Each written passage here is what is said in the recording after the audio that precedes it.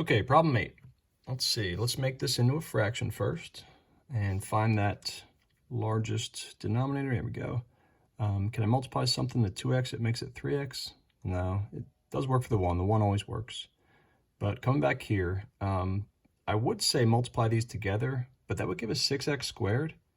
And seeing that they both already have an x, I don't need to worry about the x. Now, I do want to multiply 2 times 3 and get 6. But I don't need to have an x squared. I do want to have at least one x because this denominator doesn't have the x. Remember, we're always looking to see what's the least amount possible that we need to multiply by. That's why they call it the least or the lowest common denominator. All right, trying to find that smallest value possible. So I really only need to multiply both sides by a 6x. That's going to give me a match all the way across the bottom.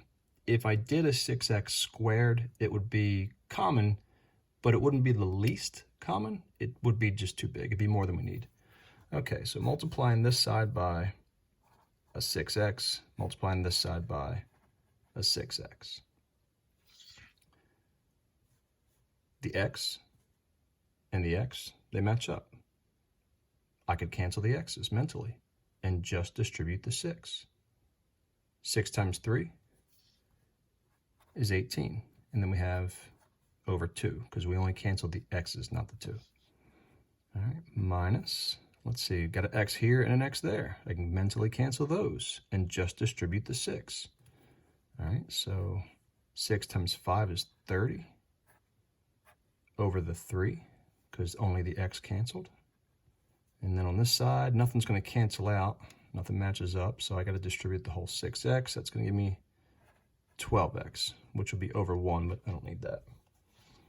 Okay, coming back here, 18 divided by 2 is 9. All right, minus 30 divided by 3 is 10, equals 12x. 9 minus 10 is negative 1, equals 12x. And I can divide by the 12. That does not divide evenly, and so therefore x equals negative 1 over 12. If I check that here, not a 0. If I check it here, not a 0, so we are good to go.